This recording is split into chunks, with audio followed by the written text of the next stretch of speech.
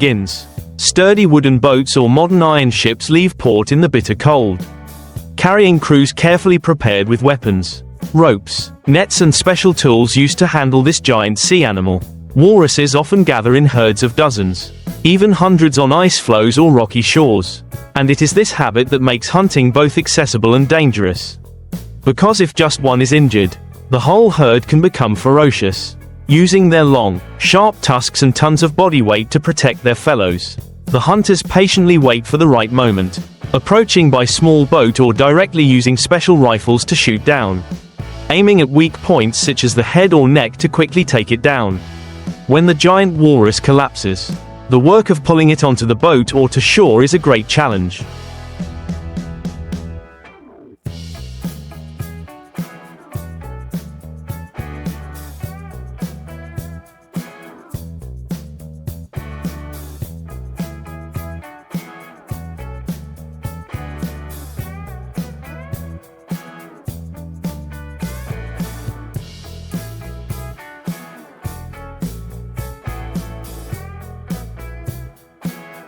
Requiring the coordination of many people along with a system of pulleys and iron winches to be able to move the body weighing up to a ton.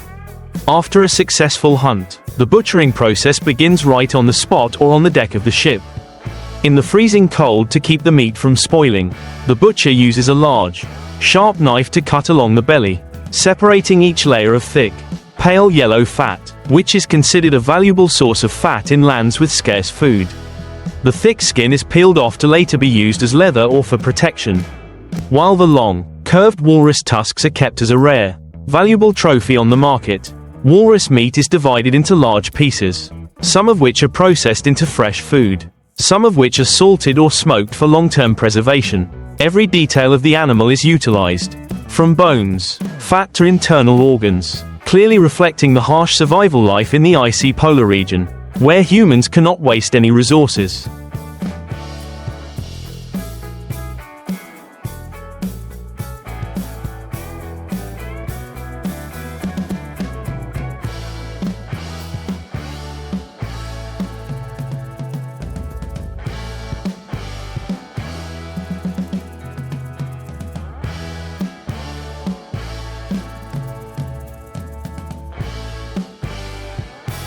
That process is not just a simple job but also carries within it a long-standing culture and tradition, where communities living on the sea consider hunting walruses an essential part of life, both to feed their families and maintain the existence of the whole community in the harshest natural place on the planet. Walrus hunting days often last continuously, because when they find a herd, fishermen do not miss the opportunity to harvest a large quantity to store for the long winter. After each hunt, they return to their temporary camp on the shore or right on the deck of the ship. Light a fire in the bitterly cold wind. Cook the freshly cut meat to replenish their energy. The smell of grilled walrus meat, rich from the thick layer of fat, spreads throughout the space, both a meal and a reward for the fatigue. The butchering work is usually not done in a hurry, but is carried out meticulously in each step to ensure no waste.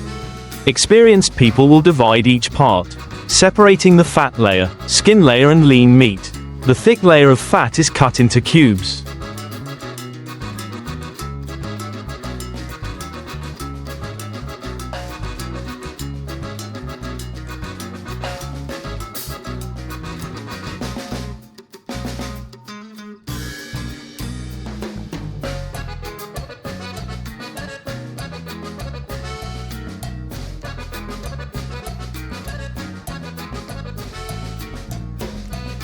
Dried or melted to get oil to light up the dark nights in the Arctic. While walrus skin is treated with salt, exposed to cold wind, then turned into durable material for winter clothes, snowshoes or ropes. The lean meat is sliced thinly, dried or carefully salted, stored in wooden barrels or leather bags, prepared for the scarce months. The internal organs are also not wasted. Many parts are cooked on the same day to ensure freshness, providing essential nutrients that other food sources can hardly replace. Walrus tusks, after being trimmed and cleaned, become valuable commodities, which can be used for handicrafts, jewelry or traded with merchants from far away. The process of processing an entire walrus often takes many hours, even a whole day, depending on the size and weather conditions. After completion, the dark red bloodstains are still imprinted on the ice and snow, mixed with the cold sound of the waves and the endless howling wind, leaving behind the mark of a hunt that is both harsh and majestic.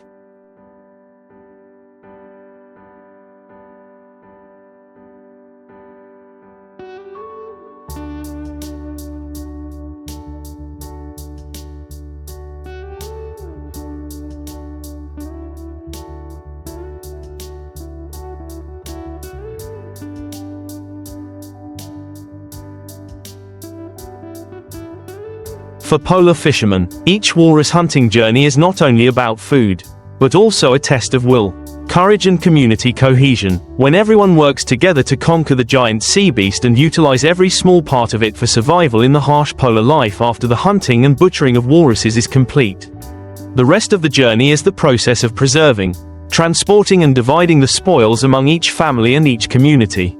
In coastal areas where Inuit or indigenous communities live, walrus meat and fat are often distributed fairly, because survival does not depend on one individual but on collective solidarity.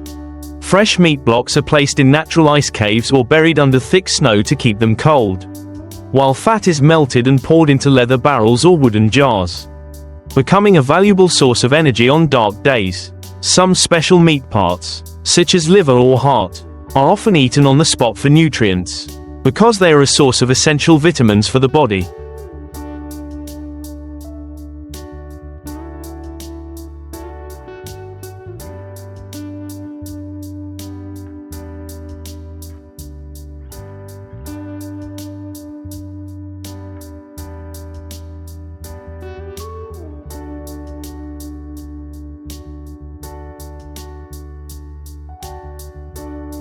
Which are difficult to find in the icy environment. On modern hunting ships, the preservation process is also supported by a freezing system, allowing walrus meat to be exported or resold to coastal markets, bringing in a large income for the crew. Walrus tusks are carefully stored and polished to sell to traders, often becoming a source of profit greater than the value of meat, because they are considered high-class raw materials for processing. Veteran fishermen often recount that each successful hunt is an important milestone in life, because it is not always possible to overcome the waves, melting ice and fierce resistance of the ton-heavy sea beasts. When returning from a long journey, the boat loaded with spoils arrives at the wharf while overcoming the harsh challenges of the cold polar region.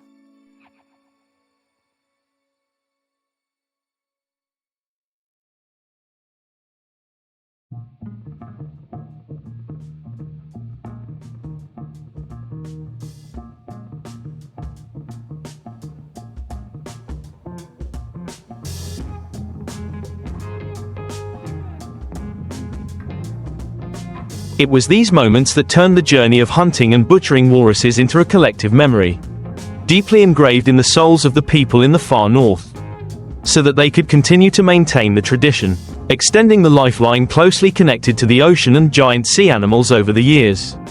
Walrus hunting trips have become more than just a matter of survival. They have become part of the history and cultural identity of the polar region. Every scar on the hunter's body, every piece of tusk kept in the family as a souvenir, tells a story of resilience and courage. Children grow up listening to oral stories, hearing about their ancestors overcoming snowstorms, confronting giant walruses, learning lessons about community cohesion and respect for nature. Every time they set sail, people hold small rituals, offering prayers to the sea god and the spirit of the walrus, hoping for a safe trip and a good harvest. In their minds, the walrus is not just prey but also a powerful creature, worthy of respect. Therefore, after butchering the meat,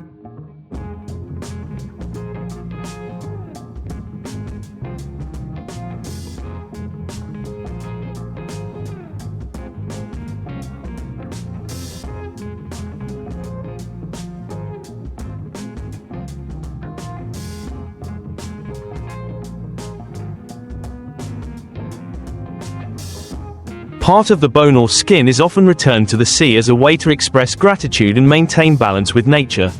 Nowadays, with the presence of iron ships, hunting guns and modern tools, hunting has become more efficient and less dangerous, but the ancient spirit and rituals are still preserved in many places. Modern ships have refrigerated compartments, positioning systems and satellite communications to help fishermen reduce the hardship. But do not lose the thrill of facing sea animals that can attack at any time. On the snow-covered deck, the image of strong men with sharp knives, cutting thick layers of fat, the sound of metal hitting bones mixed with the cold wind, all create a vivid picture of the journey to conquer nature. And when the ship returns to the dock, carrying the spoils of meat, fat, tusks and walrus skin, the whole village waits like heroes. Because the achievement not only feeds them through the winter but also proves the bravery of people in the face of the harshness of the Arctic.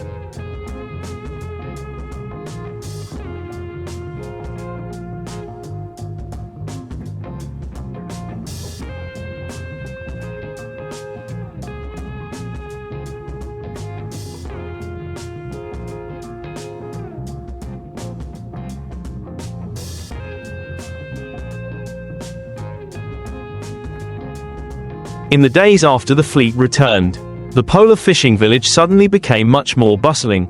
Elderly men, women and children joined together to process the meat, fat and skins that were brought in.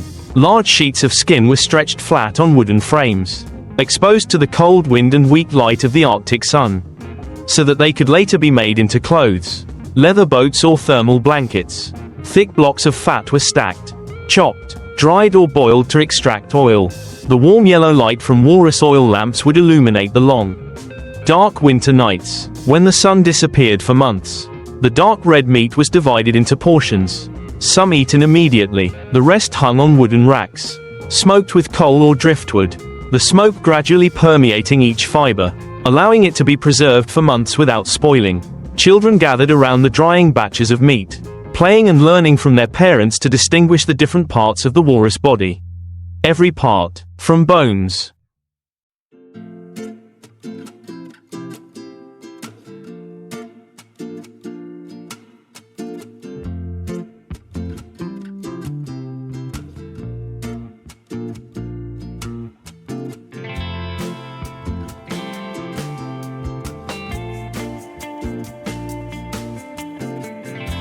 skin, fat to tusks, is thoroughly utilized, because for them, waste is taboo. Some artisans in the village also use bones and tusks to carve into tools, jewelry, or to engrave images associated with hunting life at sea. Each delicate carving preserves memories of the trips, and at the same time becomes a valuable exchange item.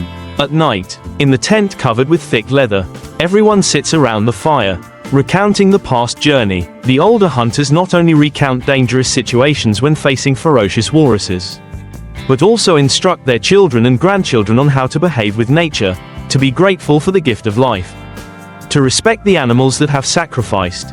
And so, through many generations, hunting and butchering walruses not only maintained existence but also fostered the bravery, knowledge and cultural identity of people in the cold North Pole, where harsh nature always challenges people every day but also gives them eternal life. And then, as time passes,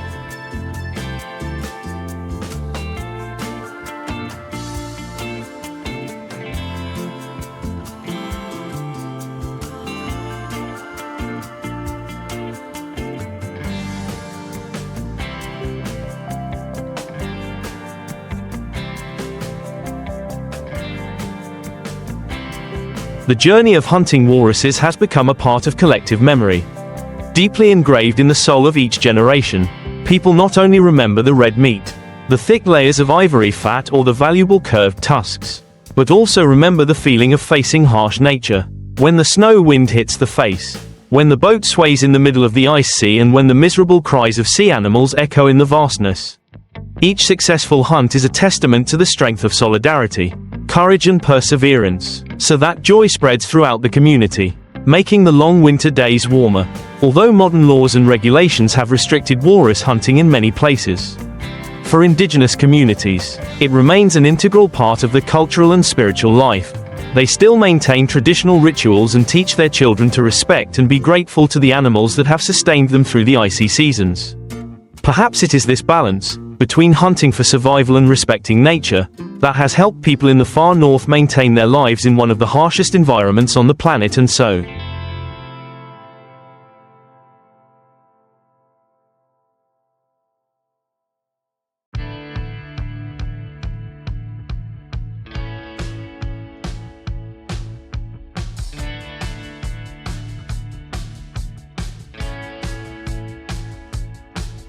The journey of hunting and butchering walrus is not only a story about food or benefits, but also a tragic epic about the relationship between humans and the sea, between the fragility of human life and the great power of nature, where every wave, every wind reminds them that their existence is always linked to courage, ingenuity and gratitude for what the sea gives.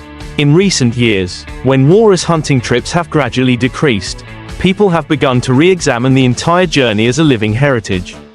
In the eyes of outsiders, it may be a fierce hunt, but for the indigenous community, it is the only way to survive in the cold world of ice and snow. Where there are no green fields, no crops or livestock, the stories of the ancient voyages became a precious oral treasure, retold during winter festivals, when people gathered together, played drums, sang and danced to recreate the walrus hunt, as a way to preserve memories and teach future generations.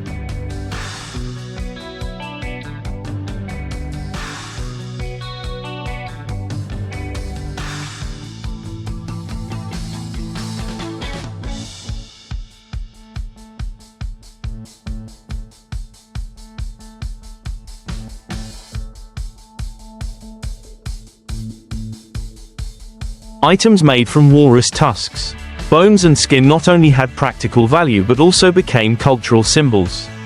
Displayed in homes as sacred objects, reminding of the close relationship between humans and the ocean. When children grew up, before participating in the actual hunt, they would listen to the songs and stories over and over again, to engrave in their minds the spirit of courage and gratitude. For them, the walrus was both a challenge and a gift of nature, a powerful creature that required respect from humans. Therefore, the journey of hunting and butchering walruses never stops at finding food, but is also an invisible thread connecting people with the past, with their ancestors, with the vast Arctic sea and sky. It is a testament to the strong vitality of small but resilient communities. People who still persist in existing at the edge of the world, where cold winds howl all year round and ice and snow cover the horizon, but human love and indomitable spirit never go out.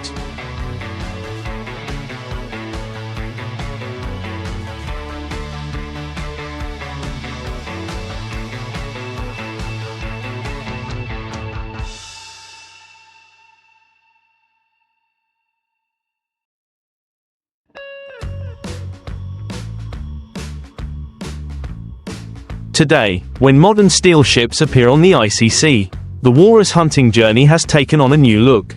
But deep down, its primitive spirit remains intact. Young fishermen, despite being equipped with satellite positioning devices, modern rifles and freezers, still carry in their hearts the memory of their fathers who used only small wooden boats and hand spears to conquer giant sea animals. The change of the times has made the walrus no longer the only source of food. But hunting still plays a role in connecting the community, the link between people and their roots. Every time a trip begins, prayers still resound on the ice shore, praying for the safety of the crew, because the sea always has an unpredictable power, able to swallow anyone careless.